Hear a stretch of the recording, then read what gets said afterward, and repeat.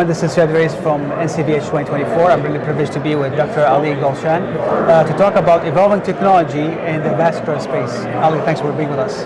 Thanks so much for having me, Dr. Alraies. Yeah. So you're presenting something on coming up. Yeah. It's evolving technology, kind of up and coming in a venous ablation. Yeah. Tell us about it. Yeah, so essentially I'm an interventional radiologist and I practice in the peripheral vascular space. I do superficial venous disease, deep venous disease, peripheral arterial disease, and in the course of practicing I saw a potential unmet need in the superficial venous space for superficial venous insufficiency and its treatment. Right. And over time that's led to a company that we're getting close to 510K clearance. And we have an excellent design and a very functional device that essentially meets what I think are some of the unaddressed needs, unaddressed needs in the superficial venous space. So it's essentially a device that's catheter-based that uses mechanical and chemical ablation for treating superficial venous insufficiency, greater and short saphenous. And it's a compliant balloon with nitinol wires that causes mechanical injury to the venous endothelium and then causes occlusion of the superficial system, separating it from the deep system, and then allowing delivery of a physician-determined substance to ablate that vein. So it's kind of taking the best of all technologies, the control of thermal without the tumescent, and the benefit of non-thermal, non-tumescent, but without issues of a permanent implant or non-target embolization. That's great.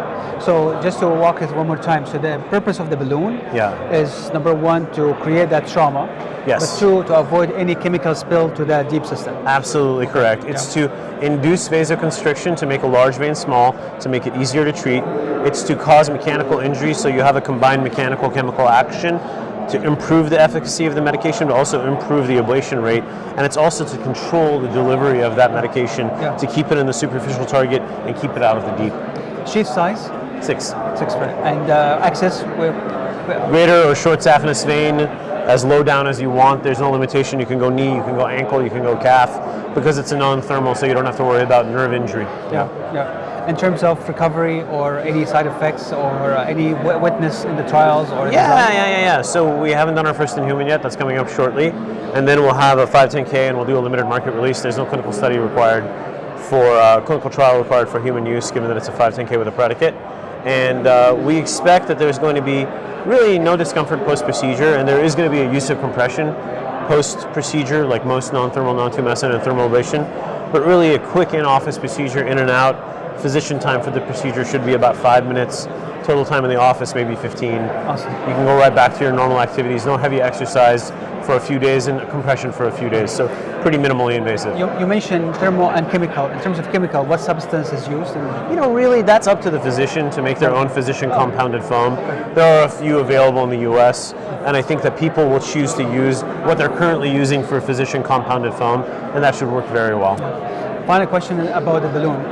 Is it something like a long balloon have to go an injury, or is a small balloon you have to do multiple inflations? Yeah, it's an excellent question. So one of the beautiful things about our design is that we have a distal balloon and there is no proximal balloon. So you can determine how far you want the foam to come back.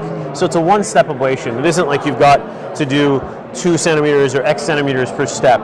So I know as physicians, we like to be as efficient with our time as possible, and I know patients like to be in and out quickly. So really it's about determining what your starting and ending point are for treatment. And when you inflate the balloon partially and you cause injury with the balloon and the nitinol wires, you start here, you end here, and then that balloon is occlusive and the medication comes back. Right. So it's a one-step ablation, and you can ablate from groin to knee, groin to ankle. That's the determination again of the physician, which makes it a one-step ablation and makes it a lot simpler than having to do segments. Thank you so much again. Thanks so much for having me, Chadi. Great design, and congratulations. And hopefully things will come to the market soon and for expressive human. Watch these videos and others on the NCVH YouTube channel. This is Chadi Alraies from New Orleans. This is the 25th anniversary. Ali, thanks again. Thanks so much for having me, Chadi. It's a pleasure.